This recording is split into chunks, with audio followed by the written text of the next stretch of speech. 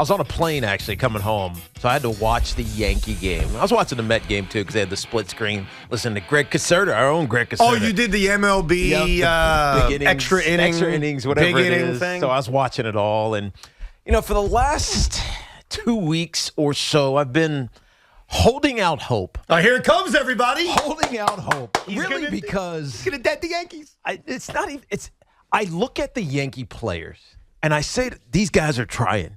Volpe's still grinding, trying to be that rookie that fulfills the promise and the expectation that people have had from him since he was a senior in high school. The soon-to-be Yankees replacing Derek Jeter. I want to see him succeed. He goes and makes an error. Picks his glove up, doesn't even get to the ball. Frustrated. I see only DJ LeMahieu get solid bat on ball against Bryce Elder, who's a decent pitcher. He should not have one hit the New York Yankees.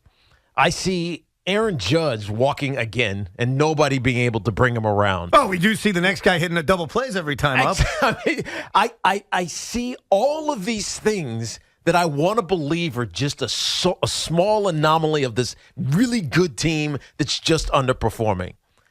And then I hear Aaron Judge say the death knell to my faith in this season. He said, we're not even trying, which is what I kind of believed a couple of weeks ago, but said, but they're professionals. They're getting paid. They're going to find a way. We need to show up, I think is what he was saying, right? Basically, he said, we're not trying. No, I think it's very similar because that jumped out at me, too, when I heard that post-game. I'm paraphrasing how I heard. Yeah. When I hear we need to show up, it means we're not trying. Right. And they still have time, but they're done. Hold on. Did you done them? They still have time, but they're done. Yeah, they are done. But you know what? Even though Aaron Judge said that, I don't think they're not trying. I think he's running out of things to say, and they really, really stink. But he said that for a reason. Aaron Judge is very he's very calculated. And he's very reserved with the words that he says. Yeah. You do not hear him criticize really at all. When he says, we need to give better effort, right? It says we're not trying. No, I get you. And he's not talking about himself. At least Right. I don't think he is. Even though he was hitless as well, albeit with 2 walks. His on-base percentage is probably 500 at this point, but he can't put bat on ball. I feel like this team is they're moored to something, and the excitement, it's just not there. That loss on Sunday, as bad as it was for every single fan who expressed it, looks like it may have demoralized them because their response to those 2 losses is to be outscored 16-3 now the Braves in 2 are great. games. Now the Braves are great. Of course, you got to give them credit. The Braves are great and the Yankees stink. I don't think there's any question about that. Here's the reality. Even against the bad teams, the Yankees are going to struggle. Against really good teams, you see that gap exponentially so. I think what we've all done, and I raise my hand on this too, is we have completely underestimated how crappy this team really is.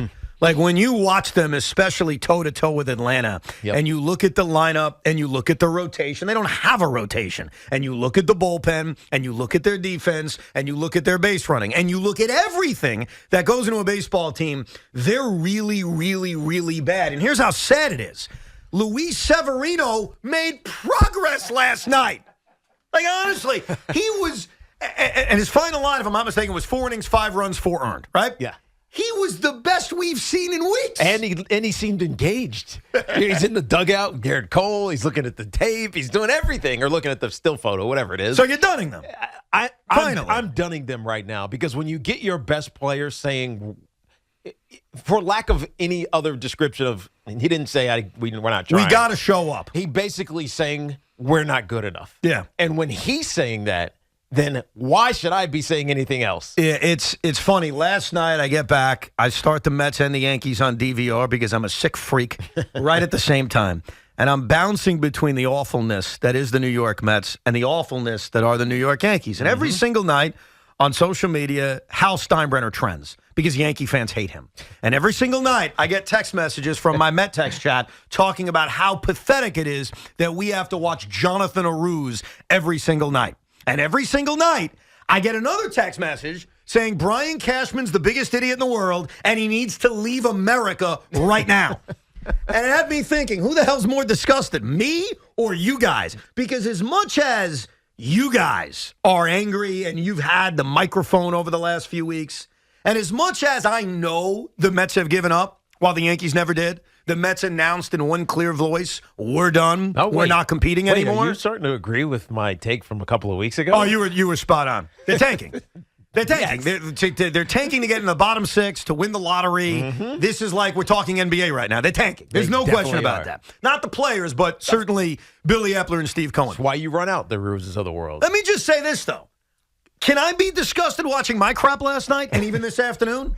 Like, even though you guys aren't used to it, just because I'm used to it doesn't make it okay. And I know no one probably saw it, but the Mets lost on bases-loaded walks and pass balls and just garbage. And then I'm watching the Yankees. And to your point, 1 hit, 2 errors, Glaber double play, Severino home run. Aaron Boone says, hey, if I wear my uniform, that'll change the luck.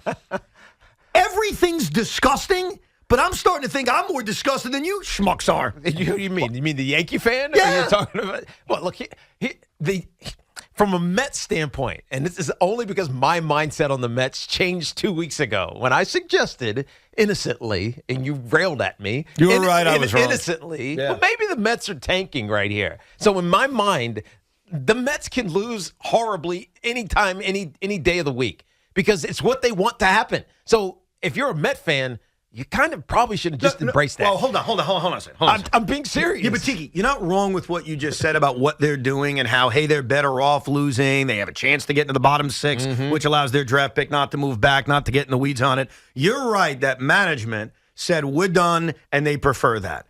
But look into my eyes when I say this. I'm a moron who watches them every day, and I don't think I'm alone.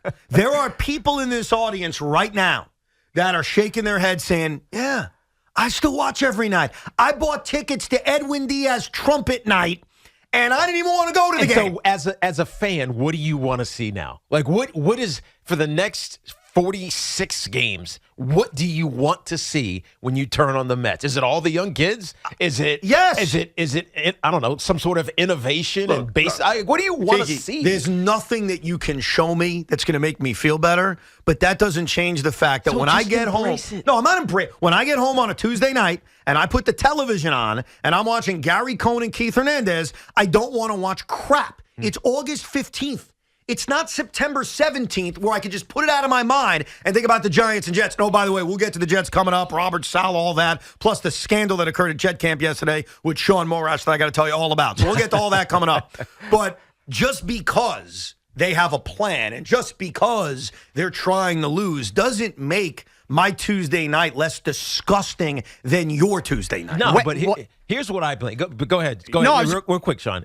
Here's the only reason I disagree with you. Because you know this was happening. You know it was. Doesn't make it okay. Okay, but as you watch bad baseball with players who are not going to be a part of this team next year, why do you care so much and get upset about it? That's the only reason I'm asking. I'll tell you why real quick. Because Fandom is not a faucet.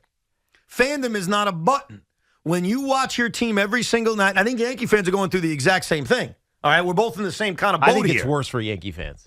Because in theory, they're still trying. Yeah, because you're biased. No. Because you're a Yankee fan, and so is he. Hold on. In theory, until yesterday, they were above 500 and 5 games out of the wild card. They still in it to win it. Have a chance. Exactly, Cash. You're in it to win it. It's a long-ass season. But that just proves my point. Like, as bad as the Yankees are, you could sit down tonight and rationalize, you know what? Like you did 2 days ago. You know what? We get hot, a late game winning streak. We're back in the wild card race. There ain't no rationalizing for me. I'm done rationalizing. I know that. So why aren't you accepting it? Because I'm I'm going to Citi Field like a freaking moron and watching this crap. I am a mentally weak moron. So last night, I'm disgusted too. You people, you Yankee fans, don't get to own the disgust what do you mean, of New York baseball. How far did you get in succession? How far did you get? I'm only 3 episodes in. Oh, well, first of all, there's your answer on what to watch. But I was going to say, if you get to the last season, we are the disgusting brothers. That's what we are right now. We can share in our disgust. But, Evan, bad baseball is not new to Major League Baseball fans. It might be new to us in the same time. You know what you do when you turn on the TV on August 15th? You watch Anthony Volpe develop. You watch Alvarez still play. That's all we have now. That's what we want. We were complaining. All right, Beatty goes back down. Mauricio, you want to watch the young guys. Yes. Because that's what normal fans of bad baseball teams do in the last month and a half. Oh, no doubt. So we got to embrace that. And, oh, by the way, disgusting. Your owner has told you a direction. Our owner has told us there's nothing to worry about. So we're on the track to have the same garbage next year and the year after. At least you have a plan. So That's a great point, Sean. That is a fantastic point. Steve Cohen basically said, you know what? We're wrong. We need youth. We don't need aged aces. We need youth. On November 1st, when the World Series is over and the offseason begins, you're right. I become king again. We as Met fans get to dream big again, and you as Yankee fans, and I hate to say this, I'm just calling it like it is, you're going to have to probably deal with the same exact mess. It's a lot of Knicks basketball. Yeah, yes. That's November. But in August, when football isn't here yet, as much as we're fantasizing about it, it's not, though. It's not. I mean, there's a lot of drama happening over in the Foreign Park. There is drama. There is things to debate and things to get excited about, but it isn't back yet. It's back. You know when it's back. When on Thursday night, and that's really when it comes back, and the Chiefs are playing the Lions, it's back. And it's a football Friday, it's back. And it's a Sunday night, and the Giants are playing, it's back. But for now, weeknights, unless you've just shut it off completely, which some do and some don't. Mm-hmm. I haven't done that. I think there's a lot of people out there that just don't shut it off. You're still turning it on every night. And so to argue about what the Mets or Yankees are going to do in November as the reason why I shouldn't be disgusted based on what I'm watching on a Wednesday is wrong. In this moment, the Mets right now are unwatchable. Yeah, but so are the Yankees, but you can talk yourself into a 5-game winning fans streak. of Kansas City are doing? They stopped watching the Royals in June. It was football season for Mahomes and the Chiefs in June. Evan, this is nothing new in this country. It's new in New York. It's new in New York, and I get it. We're disgusted, but you have to get past the point of disgusting and get to the other D word, detached. It's time to detach yourself and have a healthy hobby for the next month. Well, I think it's all the expectation you have when you sit down every night to watch. What's your expectation? You know it's going to be somewhat bad. Look for the silver lining. That's all you can do. The Mets are tanking. Period. Look for the silver lining. Seriously. Pass balls, bases loaded walks. What did Pete Alonso do? Did Pete Alonso smash a home run tonight? What did it do to his trade value so we can be traded away? Have you done that, though, with the Yankees? Like, are Yankee fans, have you gotten to that point yet where you can just completely detach and think about the future? No. I have. I haven't. You have because you quit a month ago, Yeah, and Sean. guess who was right, Tiki? And by the way, you can't be dead for now, okay? When you're dead, you're dead, Tiki. It is true. Is there a pulse or not? There is a pulse. There is, but it is so Tiki. weak. The priest came in on Sunday and read last rites, bro. It's not feelable. You almost need electronic equipment to feel this pulse. You can't even stick your finger on the wrist or the carotid artery or anything and find this pulse. But it's still there. But I'm not looking for it anymore. I think that's what I've come to. I'm not looking for that pulse anymore. And you talk about the Mets being disgusted. Look, the Met fan should have heard me 2 weeks ago and realized this was coming. The Yankee fan did not know this was coming. The Yankee fan was still waiting for Aaron Judge to miraculously become, 2022 Tiki, all over again. Or Giancarlo Stanton to start riding that train and lifting this Yankee team, or whatever. They were waiting for it to happen. Just keep this in mind Nestor about to get healthy. Like, all of these things were on the table for the Yankees. I get it. There was a way to talk yourself into how they could get back in this thing, and it's gotten worse. But I think the clubhouse and the organization also believe that. Oh, no doubt. But with the Mets, this is why I don't see how you can be upset. You knew this was happening 2 weeks ago. Okay. This annoys me now, okay? Why can't we be upset? You can understand what they did. Yes. Even agree with what they did and still be disgusted by what you watch on a nightly basis. Okay, so what, are you going to be disgusted for 2 months? Probably. I mean, what am I going to tell you? Yeah. Until I find a good book, I'm going to be discussing every night. And here's the other thing about tanking. For Knick fans, for Jet fans, and I guess now for Met fans. Just because you know it's the right thing to be better off losing, like Trevor Lawrence, like the year of Zion Williamson, like in my case, the year of John Wall, doesn't make it enjoyable. And you can still be annoyed in watching it. Well, like when the Jets had that Trevor Lawrence year, while most Jet fans, I admit this, were celebrating every loss, there were still some of us that were disgusted by our Sundays being ruined by an incompetent head coach and a disgusting roster. Well, I think here's the difference with football. I know you talk about football related to tanking and baseball. In baseball, there's no guarantee that whoever let's say they keep their top 6 pick or get one and they keep it. Who the hell knows if that kid's panning out? You have no idea. If you're sucking for Andrew Luck, like the Indianapolis Colts, guess what? That kind of worked out for you. But there's more of a guarantee. I agree with that. But football, you can do it. Baseball, you can't. So I can understand why tanking is not something you're just going to embrace and accept and say, all right, this is good for our organization. But it does set the expectation for what every night should be like. When you sit down on your couch or the 35,000s for some reason who went to Citi Field last night. Oh, I'll tell you why. Yes, it was. It was an Edwin Diaz bobblehead. It was a bobblehead night. That's right. I forgot. It was a bobblehead night in the middle of the summer. Edwin Diaz, who's not going to pitch until next year. That's what I want.